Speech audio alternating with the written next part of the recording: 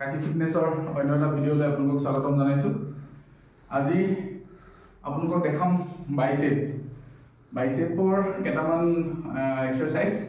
কেইটামান বুলি ক'লে আমি জিমত সচৰাচৰ বিগিনাৰ্ছবিলাকৰ কাৰণে প্ৰথমতে যোনটো ৱাৰ্ম আপ দিওঁ, মই সদায় কওঁ, মোৰ আগৰ ভিডিঅ'টো কৈছোঁ, যিমানেই নহওক ফাৰ্ষ্টতে জিমত আহিয়ে কোনোদিনাখন ৱেইট দাঙিব নালাগে। ফাৰ্ষ্টতে আহিয়ে প্ৰথমতে ৱাৰ্ম আপ কৰিব লাগে, বুক ডাউন মাৰিব লাগে।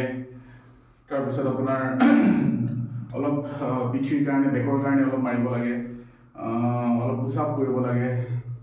সেই তেনেকেই প্ৰথমতে কমচে কম 10 বা 15 মিনিট, আৰু বিশেষকৈ আমাৰ জিমত ট্ৰেডমিলো আছে, ট্ৰেডমিল কৰিব পাৰে, চাইক্লিং কৰিব পাৰে। 10-15 মিনিট আমি এনেকৈ গোটেইখিনি কৰাৰ পিছত গোটেই শৰীৰটো যেতিয়া আমি অকণমান এক্টিভ কৰিম, তাৰপিছতে আমি ৱেইট দাঙিব লাগে। সেই কথাটো আজিও কৈছোঁ, সেই কথাটো সদায় কওঁ। আৰু তাৰপিছত লগে লগে মই আপোনালোকক ভিউৱাৰ্ছখিনিক মই দেখাই আছিলোঁ যে বাইচেপৰ, সেয়েহে আপোনালোকক বাইচেপৰ এটা সুন্দৰ এক্সাৰচাইজ দেখাইছোঁ। চাব কেনে পায়। ৱেইটটো অকণমান কমি আছে, কাৰণ আজিকালি অকণ কম ৱেইটত একোৱেই নহয়, ৱেইট বেছি লাগে। সেইকাৰণে ৱেইটটো অলপ বঢ়াই লৈছোঁ, পূৰা 50 কেজি কৰি লৈছোঁ। 50 কেজি কৰি লৈছোঁ, সেয়া চাবচোন।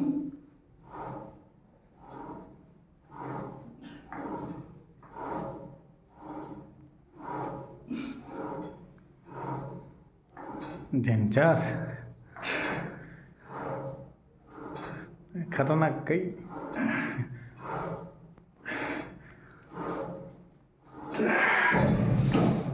আমি যিটো ছেটেই মাৰোঁ, এটলিষ্ট তিনিটাকৈ আমি ছেট মাৰিব লাগে। সকলোৱে তিনিটাকৈ মাৰিব। বিগিনাৰ্ছ ষ্টুডেণ্টখিনিকো কৈছোঁ, সকলোৱে তিনিটাকৈ মাৰিব। ধন্যবাদ জনালোঁ। শুভৰাত্ৰি। সকলো সুখী থাকক, ফিট থাকক। আৰু এটা বিশেষ ভিডিঅ' মোক এজন মোৰ ভিউৱাৰ্ছ এজনে কালি এটা প্ৰশ্ন কৰিছিলে যে ছাৰ, আমি জিমত আহিলে আমি পানীৰ লগত আমি আচলতে কি ল'ব লাগে? আমি সদায় যেতিয়া জিমত আহোঁ, আমি যেতিয়া এক্সাৰচাইজ কৰোঁ, এটলিষ্ট আমি 10 মিনিট 15 মিনিটৰ মূৰে মূৰে অকণমান হ'লেও পানী খাই থাকিব লাগে। পানী খোৱাৰ লগে লগে আমাৰ শৰীৰৰ চেলবিলাক এক্টিভ হৈ থাকে।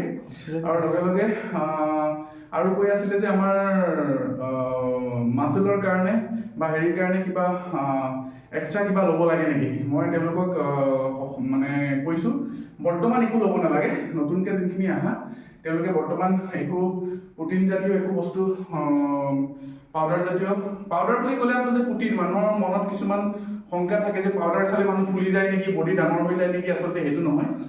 পাউডাৰটো হৈ গ'লে এক প্ৰকাৰৰ এটা প্ৰটিন। আমি যেনেকৈ ভাত, শাক, মাছ, মাংস খালে যিটো প্ৰটিন পাওঁ, সেইটো যদি আমাৰ কাৰণে ইনচাফিচিয়েণ্ট হয়, আমি যদি ৱেইট দাঙিবৰ কাৰণে আমাৰ যদি কিবা অসুবিধা হয়, হয়তো প্ৰটিনটো খালে আমাৰ সেই সময়মতে সেইখিনি আমি গোটেই প্ৰটিনখিনি পাই যাওঁ। সেয়েহে বৰ্তমান নতুনকৈ অহাখিনিয়ে প্ৰটিন একো ল'ব নালাগে। ঘৰতে ঠিকছে শাক, মাছ, মাছলি চব খাবা, দৈটো অলপ বেছিকৈ খাবা। তেনেকৈ খোৱা ৰুটিনবিলাক ফ'ল' কৰিবা, মেইনটেইন কৰিবা। সদায় জিমলৈ আহা, সদায় ফিট থাকা। একদম 40-50 ইয়াৰ্ছতো একদম ধুনীয়া বডি লৈ ধুনীয়া গ্ৰ'থ কৰি থাকা। সুস্থ থাকা, সবল থাকা। ধন্যবাদ, শুভৰাত্ৰি।